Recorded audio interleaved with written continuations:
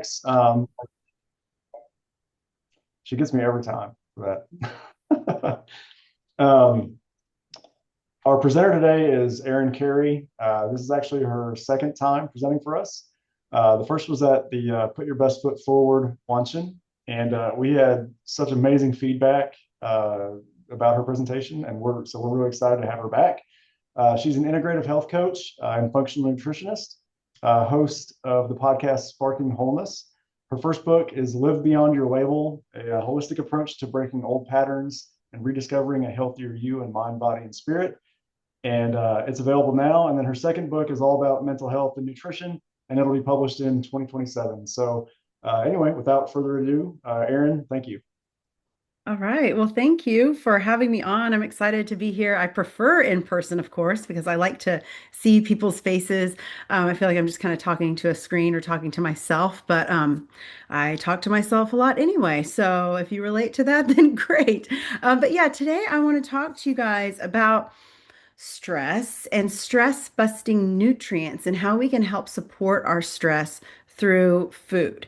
So we'll eavesdrop then. I like that. Okay. Oh, and I would love to hear it. Use the chat.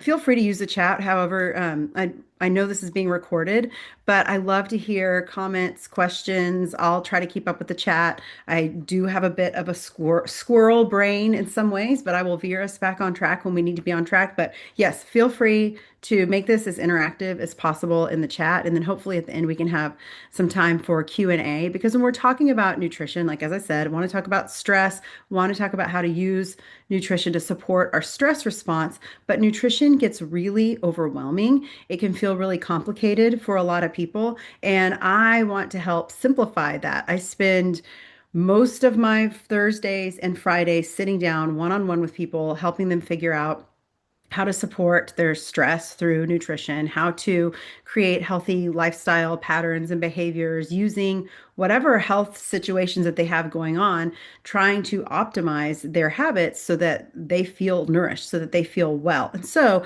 I love the person to person interaction. I do see a variety of health concerns, of chronic illness conditions, whether it's like the mystery, chronic illness, complex illness, or it's somebody in recovery from an illness where they are receiving a lot of treatments. I love what Courage Health does, and it's even more relevant to me than it was when I talked to you guys the last time, because at this point, my dad, but from the time I talked to you the first time last, I guess it was in June, till now, my dad was diagnosed with prostate cancer, treated for prostate cancer, and now we are hoping he's on the other side as much as you can be. And so I care a lot about even the nutritional approach for people who are going through cancer treatments or recovering from a cancer journey. That's personal to me now in a way that it wasn't months ago. And so love the message of courage. And I hope that you will get some supportive tools today that are practical for you and not just, oh, this person who's an expert in nutrition is coming to talk to me about things that are too impossible for me. I hope that makes sense. So let's start with just kind of some of my basic philosophies on stress and what stress is. Stress can be emotional. We understand that most of our stress that we feel does feel like it's emotional stress, but stress can also be physiological. And one of the things that I propose in my first book, Live Beyond Your Label, from the very beginning, from the get-go, is the fact that we all have these two types of stress that are draining us consistently, and sometimes we feel better than other times, but that is the emotional stress that we experience, the physiological stress that we experience impact our overall stress load. So I want to break down just basic definitions of what I believe those two forms of stress to be and how we can support that stress response. So emotional stress, like I said, is what we feel on the emotional level.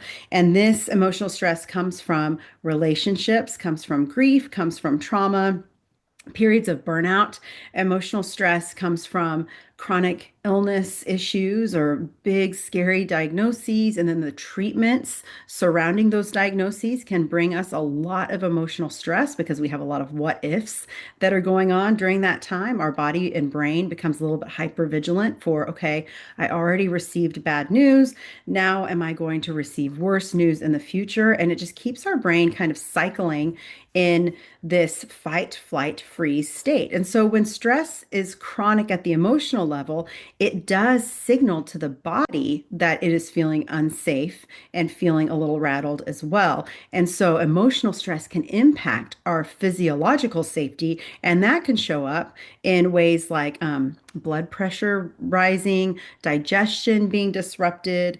It can contribute to anxiety, depression, which, if you've experienced anxiety or depression like I have, that is in your body. It's not just in your brain. Your whole body experiences that event as well.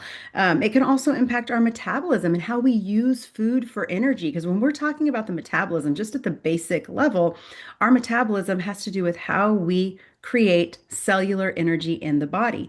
And if we have a lot of emotional stress that's draining our energy sources, then that impacts our metabolic reserves and how our cells are functioning as well. So that's emotional stress, and I consider it to be brain based. Physiological stress is the stress that is coming from our body, it's starting in the body. And so that can be something like, maybe you're not getting enough nutrients, and so you have some nutrient deficiencies. That's a physiological stress. Maybe you are actively fighting an infection or actively fighting something like cancer, or to use that example. Or maybe you have some gut bacterial imbalances.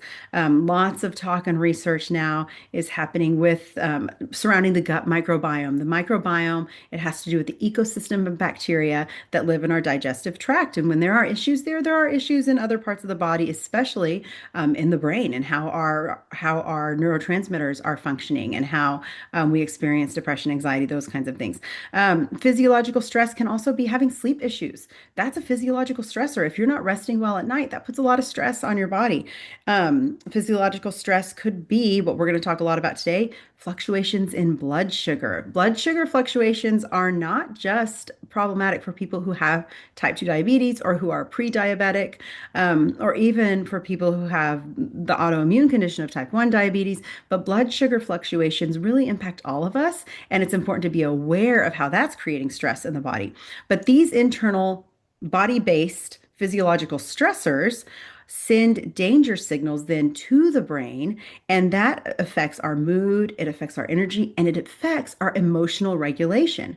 So this is probably not breaking news to anybody, but we live in a world that is pretty stressful. We live in times that are stressful. We're alerted to 24/7 news cycles all the time. We have too much information coming at us at all times, I think, in many cases. And I don't know how old what the average age of the person who is listening or watching this is, but I did not grow up with access to 24/7 news cycles. I didn't have a phone until I was in my 20s.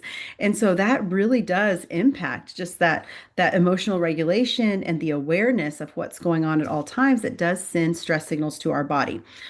So then how can we use nutrition to help support that stress response? That's what I want to get to today. So if you have any questions about what we talked about so far, feel free to put them in the chat, and then we can kind of maybe touch on it later.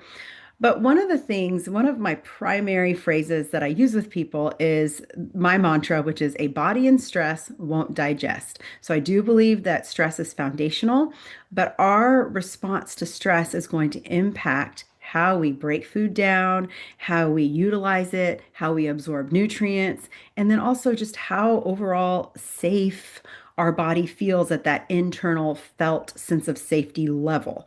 So if you're undergoing a lot of stress, whether it's that physical stress, whether it's that emotional stress, it impairs the way you utilize things like enzymes or stomach acid to break down food. It can slow digestion down, leading to something like constipation. It can speed digestion up, leading to something like diarrhea. And I already kind of talked about how gut bacteria can get imbalanced, and the nutrient absorption just can get disrupted in general. And so the food that you eat really does make an impact. If you're eating food that's difficult to digest, that is highly processed, lots of refined carbs and sugar. We'll talk about like what that looks like in a minute, but those kinds of things can send more stress signals to your body when you're already in a stressed situation. We don't really think about our food as being stressful. That's not something that most of us, eat when we're hungry and we hopefully stop when we're full, or if it tastes really good, we don't stop, we just keep eating.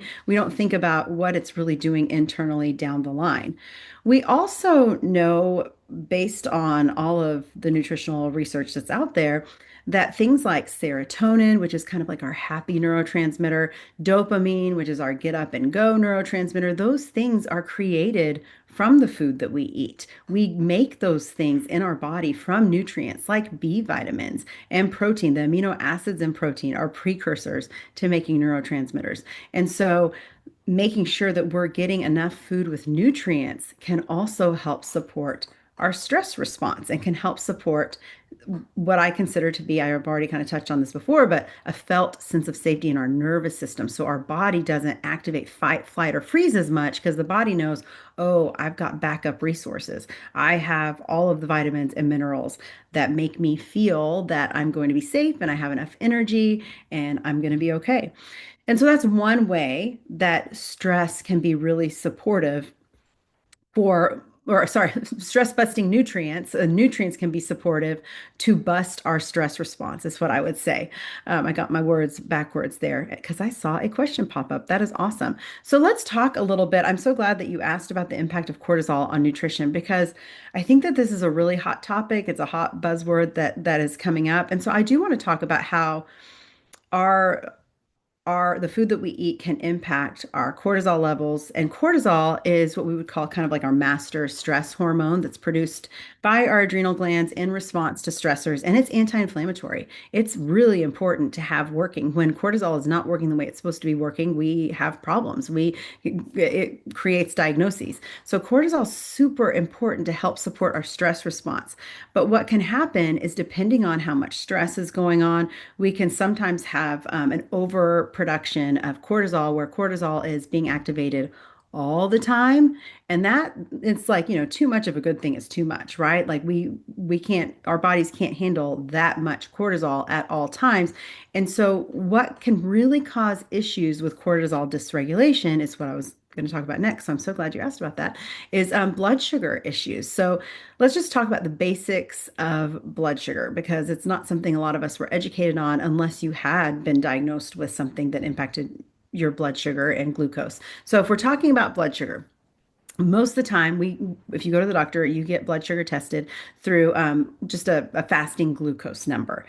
And for most people, we really want for optimal health throughout the day, we want our fasting glucose. That means the amount of blood sugar that's in our bloodstream at one point in a fasted state. We want it to be between like 70 and 90. When it gets to about 90 to 100, that's kind of a red flag area, maybe even a yellow flag area. When it's over 100, that means that the body has sugar in the bloodstream in a fasting state when it's not supposed to be there. So insulin, we hear the word insulin a lot. I like to consider insulin the Uber driver for glucose, okay? Because if you have glucose in the bloodstream, it needs to get where it needs to go with an escort, and insulin is that escort. And so insulin in response to sugar, carbs, even things like fruits and vegetables, like we could get carbs in like really healthy foods as well. It's going to cause a little bit of a glucose spike, like kind of like think about a roller coaster. And then insulin needs to go alongside to put glucose into the cells to be used for fuel. Primarily, we want glucose to be at the brain level to be used for fuel. So where this becomes problematic is if we're eating a lot of refined carbs and sugar, which is just kind of like the American way right now. We love our breads and our pastas and our rice and our French fries and the ultra processed foods. They taste so good when we're stressed. I don't know why they do, but they do. They taste so good. What they do is they spike our blood sugar like they're supposed to. Food is supposed to do that. But they do it at a very extreme pace and then they drop it really quickly. And when that drop occurs, that causes a lot of stress for the body, what is known as we feel this hypoglycemia, where all of a sudden, like we feel shaky, we feel jittery. There are even some studies done on married couples who have hypoglycemic dips, frequent hypoglycemic dips. They get more, they get into more fights with each other, which is kind of crazy. It impacts our mood, right? It impacts our irritability and how we function. And what we also know happens during those very low dips is we get increases of stress hormones. So going back to what you're saying, cortisol, not so much cortisol, but norepinephrine and adrenaline, that fight, flight, feeling where it's like, I got to do something. And a lot of times, like, I need to eat more carbs. I need to eat more food. But when we have that blood sugar dip, it causes a spike of stress hormones and it makes us feel even more shaky and irritable and not safe at all. It's a physiological stressor. So then we need to have more sugar, more carbs, and then the cycle just perpetuates. And then we're on a roller coaster. And that puts a lot of strain on insulin, which, like I said, it's the Uber driver. You call it even the, if we're talking about a roller coaster, it's like the roller coaster cart that glucose needs to ride in to get up and down the dips. But if insulin is constantly being asked to come out and do something with glucose, it puts strain, and that's how we eventually develop insulin resistance. That's the easiest way that I can explain this. It's a very complex process. I like to use analogies because I think it kind of breaks it down a little bit. But we are seeing in our culture today, and I see this with a lot of people that I work with, a lot of our anxiety symptoms, depression symptoms, moodiness, like I said, irritability, is not necessarily coming from true depression, true anxiety. I mean, it is true, it is real. These experiences are real, but it can be caused by these blood sugar imbalances that are creating unsafety in the body, which then impacts that mental state of stress. So we have stressful food creating stress in our body. And that's what I really like to help support people with is how can we then create a balanced plate so we're not feeling these spikes and dips. So if we want to get on a more like I picture I'm in Texas, and so we've got like the Texas Giant coaster. We've got the Baby Mine Train roller coaster. We really want our blood sugar to be on the Baby Mine Train roller coaster. So we've got some spikes and dips, but it's not extreme to where it's going to be stressful. So my key for that, so if you remember nothing that I just said in that whole long explanation, remember PFF is your BFF. So we're going to talk about protein, fat, and fiber. So every meal, in order to have a really good, steady state of energy, in order to support our stress response, to support our glucose response, to support our energy levels, we need to have protein, fat, and fiber at every meal. Most of the time, when we're talking about nutrition, we talk about the three macronutrients of protein, fat, and carbs. And carbs are great, but if I just tell you to eat protein, fat, and carbs, the types of carbs that you eat are really going to impact that roller coaster that you're riding. So PFF is your BFF. So let's just start with protein. Okay, protein, even the word protein comes from, I believe it's the Latin or the Greek word. Oh boy, now my brain is blanking, but it means of primary importance. Protein is of I believe, of primary importance because it's the only macronutrient we don't store. We use about 8 to 10 grams of protein per hour. And so it's really important to make sure that we're getting sufficient amounts of protein throughout the day so that we have what we need to make our neurotransmitters to help. Of course, it's going to help with tissue health and muscles and all these other things. But my perspective, I'm always going to go for what's supporting the brain, what's supporting mood health. And protein is going to help lead to amino acids. Amino acids are the building blocks of protein, which then are going to create neurotransmitters to make us feel better. So protein helps keep us safe. Protein also can really help make sure the meals are more balanced so we're not on that blood sugar roller coaster. So what is protein? What does protein look like? Excuse me.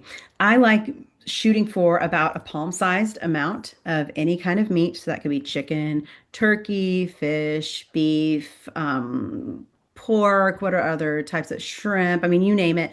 Palm-sized amount. Eggs are a great source of protein. You really need for a good palm-sized amount, like which is 20 to 30 grams, you need about 3 to 4 eggs. And eggs are also like a really power-packed fat source, which we'll get to in a minute. But meat, eggs. Dairy can sometimes be a good source of protein. Things like cottage cheese and Greek yogurt are totally having a moment right now because protein has just become the it thing in food and nutrition and social media. And I think that's good. I think a lot of the protein, like protein cereal and protein bars, like a lot of that, I'm like, I don't even know if our bodies are going to digest that. So I go towards the protein that is just the basic, like get some chicken, get some turkey, tuna. I love tuna, especially I found, I don't know if anybody shops at Aldi, but I find so many amazing deals at Aldi for really good healthy foods. And one is ahi tuna steaks. Love them. They're so easy to make, power packed with protein. really have a lot of nutrients in them. They're a lean protein source. They're delicious. You don't have to cook them for very long because you still want them to be pink inside. Provide a lot of omega-3 fatty acids. So yes, so things like tuna, or you could do like the canned tuna. I like Safe Catch because they test. It is a safer version. You know, we want to be careful with things like mercury overload, all of that. But protein, get your protein at every meal, however you can get it. There are lots of different protein powders out there. I like to shoot for protein powders that have minimal ingredients, that use stevia, not other artificial sweeteners. Shoot for something like grass-fed whey if you're going to do a dairy-based.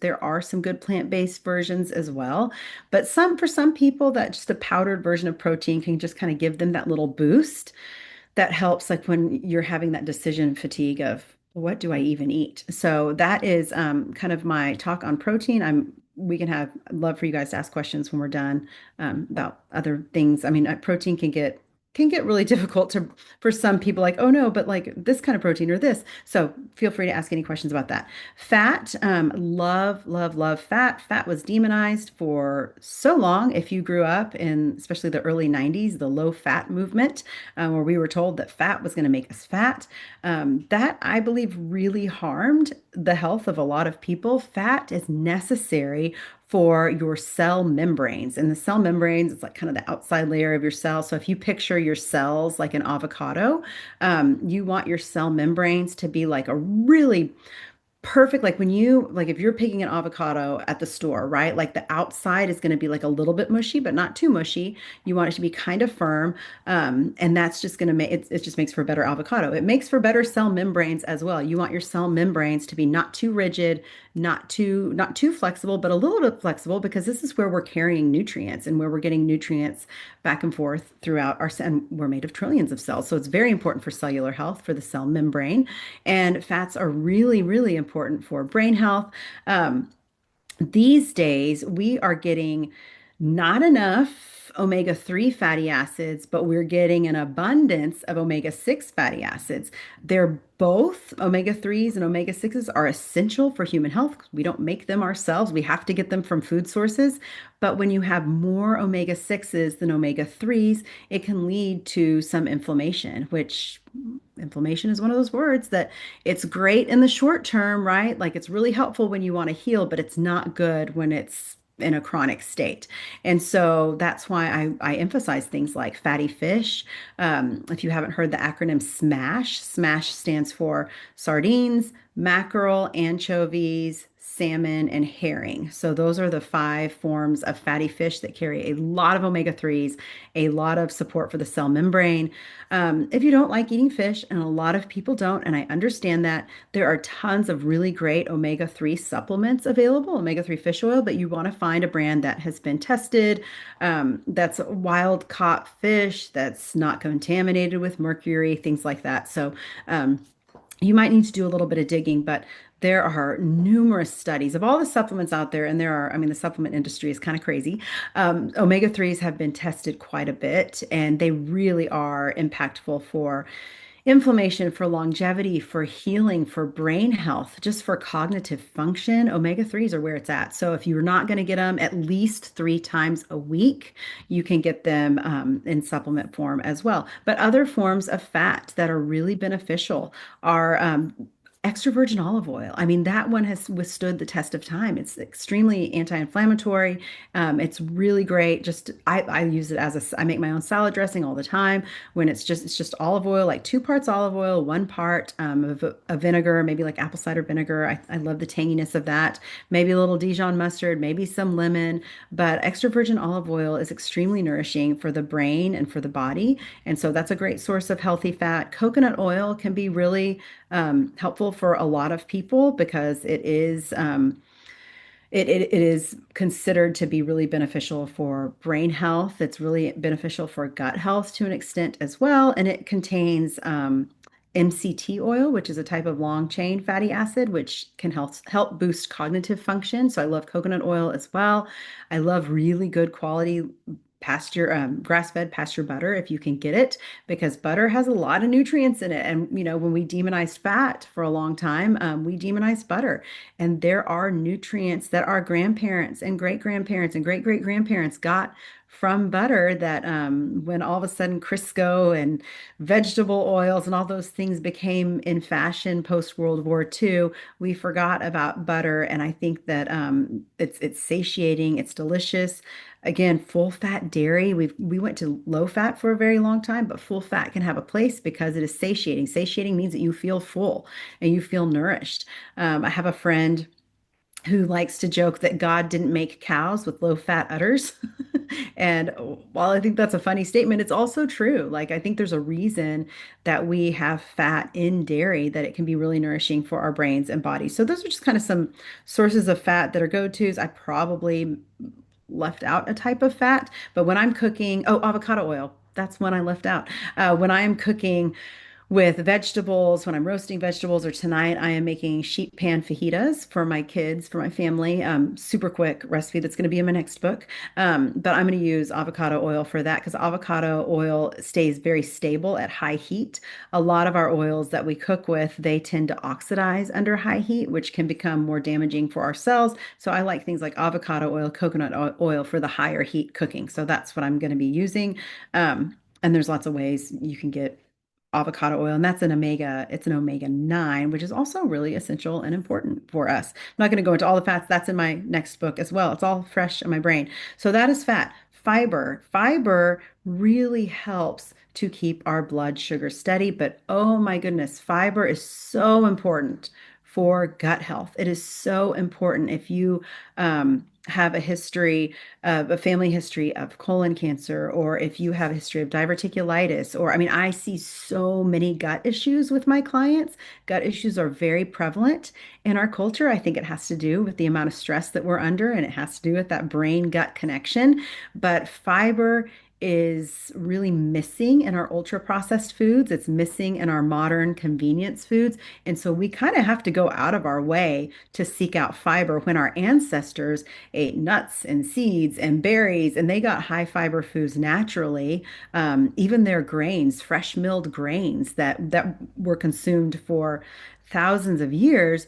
We have even made our breads so soft and pliable and chewy and delicious that there's barely any fiber in it. So we really do have to go out of our way to eat fiber, but fiber nourishes the brain body connection in so many ways. So my favorite sources for fiber are berries. Surprisingly, very high fiber. I believe 1 cup of raspberries has like 8 grams of fiber. You want to aim for 25 to 30 grams of fiber per day. 90% of women are deficient in fiber, and 97% of men are not reaching that amount either, of just 25 to 30 grams per day. So fiber's huge. It's going to make you feel so much better when you start upping your fiber, but you want to go gradual. So like I said, raspberries, cup of raspberries is like 8 grams of fiber. If you're not used to eating fiber, you might not want to go any more than that, just adding in some raspberries. But if you kind of have already you've kind of been used to eating some fiber, then you can up your fiber a little bit. Avocados play double duty. They are a really great source of fat, but they're also a really great source of fiber. You can get about 10 grams of fiber in one avocado, which is huge. So I mean, so think about that. If you have raspberries in your day, you have avocado in your day, and then maybe you bump up your fiber a little bit with something like chia seeds, flax seeds, other forms of berries, blackberries. And then we have our other vegetables that are going to be fiber rich in smaller amounts, but things like broccoli and cauliflower, sweet potatoes are a great source. So think of all of the colorful veggies, eat your colors, as I like to say. They're going to provide really nourishing fiber, and that fiber will feed your gut microbiome. Remember, that's that ecosystem of bacteria, which then are going to help synthesize your neurotransmitters that you're making from all the protein you're getting, and all of the nutrients that you're getting, and your protein and your other fruits, vegetables, all that. Your bacteria are going to synthesize all of those neurotransmitters better because you have fiber that goes in and acts like the miracle grow for your bacteria. So that's kind of a longer explanation, but PFF, protein, fat, fiber. So when you are putting together your meal, make sure that you have some type of protein. Again, pick your protein. So let me put together, let's see, what's a meal that I had recently that was really good that had all of the components. Oh, okay, got it. So I mentioned the ahi tuna. Sorry if you don't like fish. It really is kind of our family. We make it now because it's so convenient and so easy. But we did tuna steaks. My husband just seared them in the cast iron skillet just for a few minutes, like 5 minutes on each side. So it was like gray on the outside, pink on the inside. So then we added quinoa. Quinoa is a great source of, it's actually a really surprising source of protein, but it's a complex carb that means it is considered a carb, but it has enough fiber in it that the body digests it differently. So quinoa, brown rice is another source. Oats is another source that you can get kind of that complex carb, and any kind of potatoes, like sweet potatoes, will give you that complex source as well. And even white potatoes, some would consider them a refined carb, but I think there's a lot of nutrients. So that would be kind of my carb base. So I have the tuna steak, I have the quinoa, and then from there we added sliced cucumbers, we added some broccoli, and I go back and forth between loving roasted broccoli or steamed broccoli. It just kind of depends on what mood I'm in. I added some pickled onions for some color, for some tang. We added some cilantro. Those some people think cilantro smells or tastes like soap. I love it, so we added some cilantro on there. And then I made another like herby sauce with parsley, cilantro, lemons. I don't remember. That recipe will be in my book coming up as well. Um, but that we just threw this bowl together and just ate it like that. And then for kids, I have three kids. I have a 21-year-old. She's kind of on her own for the most part. She's in grad school working a lot. But then I have a 12-year-old and a 9-year-old. And when we put together bowls like that for them, we just lay out random ingredients and we let them pick their own. And so it's a good way to be flexible at mealtime, to not be stressed out at mealtime. So I do a lot of bowl style eating where then I can mix up the protein, mix up the, oh, I added avocado too. That's the other missing ingredient. So you can mix up the protein, mix up the fat, mix up the fiber. I add a lot of like pumpkin seeds on things. That's another fiber source, nuts and seeds. I can add like chopped cashews or add even you can sprinkle flaxseed on anything. It's a great fiber source, but you don't even really taste it. You don't know it's there. And then you can do this with smoothies. If you're like, oh, I'm not sure about all these veggies, not sure about these combinations of food, you can blend a lot in smoothies where you're getting the nutrients, but you don't really taste it. So I've blended frozen riced cauliflower in smoothies before. Might sound really weird, but you don't know it's there. It's just more like ice. It's just like you're adding just kind of some, I don't know, mushy ice. But that sounds gross the way I describe it. I promise it's better than that. You blend it, you don't know it. So that would be my main way to create safety in the nervous system, safety and like a healthy stress response through stress busting nutrients. So just remember PFF is your BFF. The other thing that can be really helpful for stress busting nutrition is practicing intermittent fasting. Intermittent fasting has gotten a lot of buzz in the nutritional world in recent years. And there's this time about maybe 10 years ago when everybody was practicing fasting. And then it kind of went out of fashion and now it's back in again. There's a lot of really cool research studies about intermittent fasting and even preventing cancer reoccurrence, I have found. And I think it was breast cancer. I would have to find the exact, don't quote me, guys. I should have had the research study ready, but I know they studied this for breast cancer and how practicing intermittent fasting was really beneficial for kind of keeping that from resurging. And so I think that that is really, I'm trying to get, like I said, my dad is a, was recently battling cancer, so I'm really trying to get him to practice intermittent fasting. So intermittent fasting is not as intimidating as it sounds. Intermittent fasting is just giving your gut a rest. I call it a gut rest for 12 to 16 hours. We can all do this because this is what our ancestors did way back in the day before there were grocery stores on every corner and before we had, Uber Eats or whatever it is that you use, Instacart or whatever you used to deliver your food. We had to go hunt for our food. We had to go forage for herbs and vegetables and things like that. And so intermittent fasting was just part of human development. And it really is helpful for cellular health. And there's a process that once you fast, I believe it's like about when you do a 16-hour fast, it initiates something called autophagy. And autophagy just means self-eating. So it's like your cells are eating themselves, clearing out.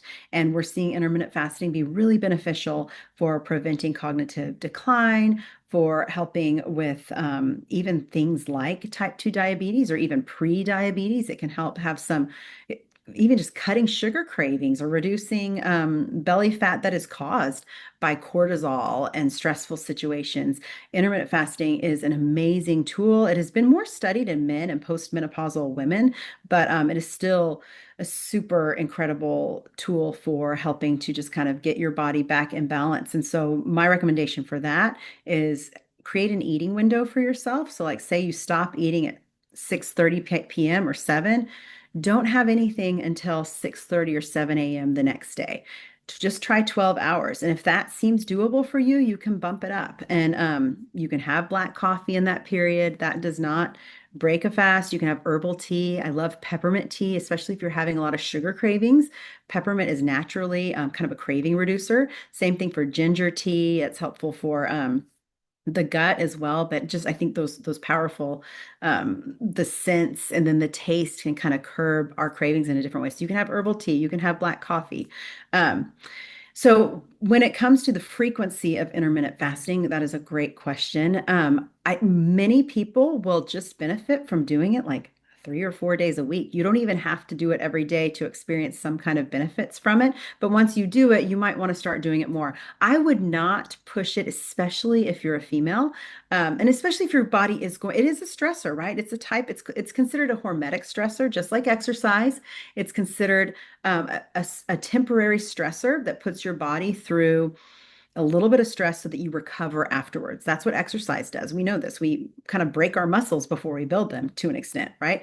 And so with fasting, it's the same thing. It's a little bit of a stressor, and then you recover. So I wouldn't do it for over 18 hours. There are some cases where I do think that maybe doing like a 24-hour fast or even like a 36-hour fast can be beneficial for some people. And, talk to your practitioner about that. I'm not going to tell you to do something like just willy-nilly. You want to be working with somebody on that. There are cases where that can be beneficial, but most people can for sure do 12 to 16-hour without a lot of issues. Always talk to your practitioner. Make sure you don't have any medications that need to be consumed during that time, or you need to be taking food with them or something like that. But I think doing that just 3 to 4 days a week, you would notice a big difference in brain function and cravings and blood sugar regulation. Whether you know your blood sugar is regulated or not, I think you'll kind of notice a difference. So I'm a big fan of that as a stress supporting nutrient. I know it's not technically or stress busting nutrient. I know it's not technically a nutrient, but it is a tool that you can use that can really impact your stress response, make you more stress resilient. It's something I did. I mean, it was about 10 years ago. I heard about how trendy it was and I started doing it and I loved it. And then I heard someone, some expert said, oh no, for female hormones, that's not good. It's too stressful, blah, blah, blah, all of these things. And I kind of stopped. And then I thought, when did I feel my best? Oh, it was when I was intermittent fasting. And so I got back on the fasting train. It's just been really beneficial for a lot of the brain fog that I've experienced as I've gotten older. And I know, depending on what you're struggling with, what your health condition is, I know a lot of people are on hormone blocking medications, and that can cause a significant amount of brain fog and just you could just kind of not feel like yourself. And so there's a lot of benefits to intermittent fasting for impacting cognitive function, cognitive health. But again, talk to your practitioner about that. I really do like a team approach for that reason. Um, and that's about all I have. The last three things I want you to remember. So I said PFF is your BFF. Okay. I don't have a trendy or not trendy, a cute way to talk about fasting, but consider intermittent fasting. I'll say that. That's not as easy to remember as PFF is your BFF. And then also don't forget the basics. We're just like plants. We just need some sunshine. We need some water. We need nature. We need movement, and we need people who care about us. So don't forget community. Don't forget time in nature, especially in the springtime. Well, yeah, there's pollen and there are issues there, but it can be so nourishing for your stress response.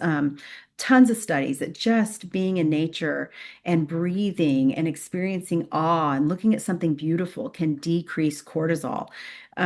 Practicing gratitude can decrease cortisol. So, taking a walk in nature, moving your body, or just sitting and breathing and being still and enjoying. And drinking your water, moving your body. Those are the basics that are never out of style. I mean, there are going to be so many nutritional trends from now till the end of time, right?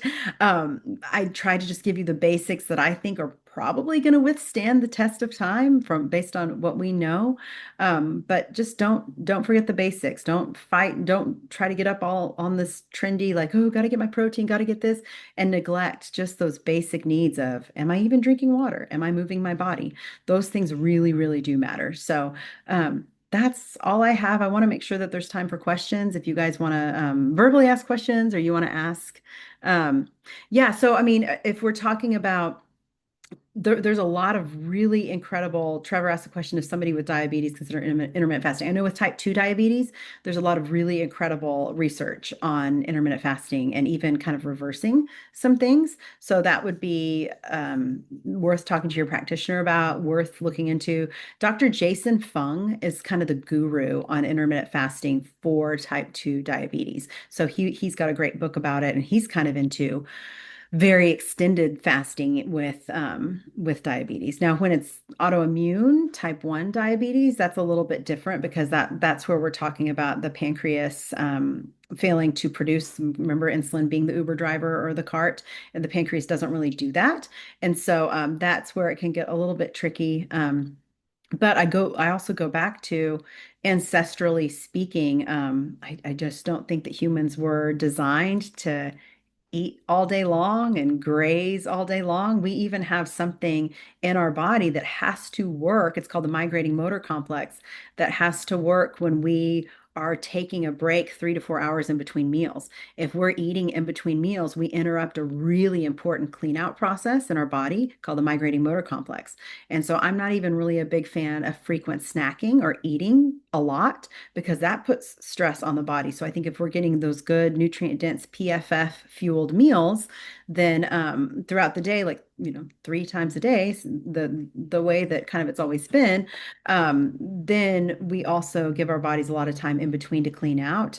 And with intermittent fasting, I've also heard it called digestive rest. It's just giving your brain and your body a chance to promote cellular rejuvenation to an extent. So that's a really good question, though. Glad that you asked that. Any other questions? My next book, I didn't share the title. I'm not really sharing it publicly yet, but I can share with you guys. It is called Kitchen Therapy, and it's going to be out, I think, in January. We're finishing the editing process now, getting the endorsements from different health experts and things so that I look like I know what I'm talking about. Um, but I'm really excited. It's going to have a lot of what I already told you. It's going to have a lot of tools to make meals when you're like, I don't even know what to make. I personally get really overwhelmed with recipes. So I have a lot of resources in there for like how to make a meal without a recipe. So you can just kind of throw something together, like the bowl that I talked about with the tuna steak and the quinoa and the veggies. So yeah, so I'm excited about that. So check that out. And then my first book is called Live Beyond Your Label. I'm looking back here because I've got a picture of it behind me. And that has been available since this last September. And I'm hopefully working on a third one. We'll see. I love communicating this information for people because I think there's a lot that we're not told that could be really helpful. And for me, my early life struggle was with depression, PTSD symptoms. I was diagnosed with bipolar disorder, and I've been symptom free for close to 20 years now. And a big part of that is lifestyle changes, nutrition, exercise is a huge one. I get the zoomies and I have to work out. And so yeah, so there are a lot of supports, and my passion is just sharing that. I'm like the food and lifestyle support evangelist because it changed my life, and so I want to help other people feel better too. So, any other questions or thoughts? Or you can ask me like out loud if you want. I'm just staring at names right now.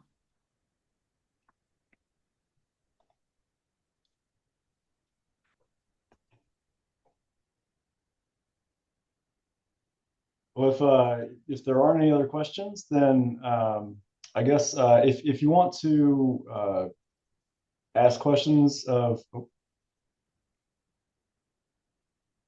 I found one. There's a question. Jason Fung, Fung. I think his book is Intermittent Fasting 101. Don't quote me on that. I probably have it. Like there's a bookshelf behind here. I probably have it on, but yeah, that's a good resource.